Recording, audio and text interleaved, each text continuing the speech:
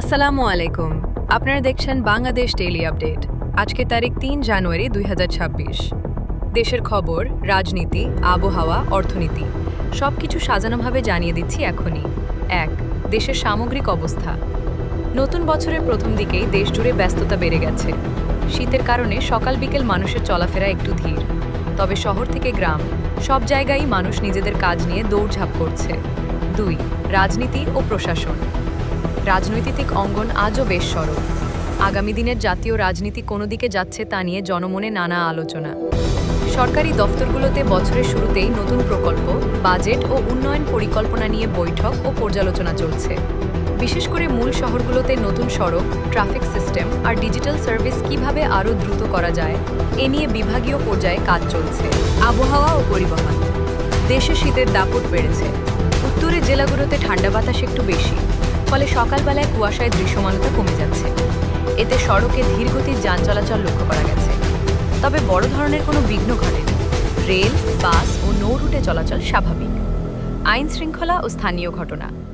দেশের বিভিন্ন জেলায় পুলিশের টহল জোরদার করা হয়েছে শীতকালীন উৎসব ও ভ্রমণ মৌসুম নিরাপদ রাখতে। কিছু এলাকায় ছোটখাটো চুরি ছিনতাইয়ের ঘটনা পাওয়া গেলেও বড় ধরনের কোনো অস্থিরতা নেই। স্থানীয় প্রশাসন জানিয়েছে, জননিরাপত্তা নিশ্চিত করতে প্রতিদিনই নজরদারি বাড়ানো হচ্ছে। ৫. অর্থনীতি ও বাজার দর। বছরের শুরুতে বাজার দরে সামান্য ওঠানামা দেখা যাচ্ছে। শীতের সবজি প্রচুর থাকায় দাম তুলনামূলক স্থিতিশীল।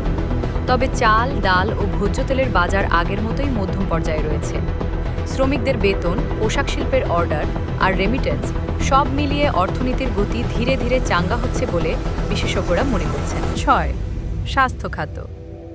এ সময় ঠান্ডাজনিত রোগ যেমন সর্দি কাশি, জ্বর, শ্বাসকষ্টের রোগে কিছুটা বেড়েছে। হাসপাতালগুলো প্রস্তুত আছে বলেই জানিয়েছে কর্তৃপক্ষ। জনসাধারণকে অপ্রয়োজনীয় ভিড় এড়িয়ে গরম কাপড় ব্যবহার করার পরামর্শ দেওয়া হয়েছে। ৭. খেলাধুলা। দেশের ক্রিকেটের নতুন মৌসুম সামনে রেখে খেলোয়াড়রা অনুশীলনে ব্যস্ত সময় পার করছে।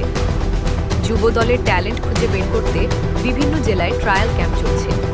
এদিকে ফুটবল লিগেও নতুন ম্যাচ সূচি ঘোষণা হয়েছে, যা চলতি শীত মৌসুমকে আরও রঙিন করে তুলবে। আন্তর্জাতিক সম্পর্ক ও প্রবাসী খবর।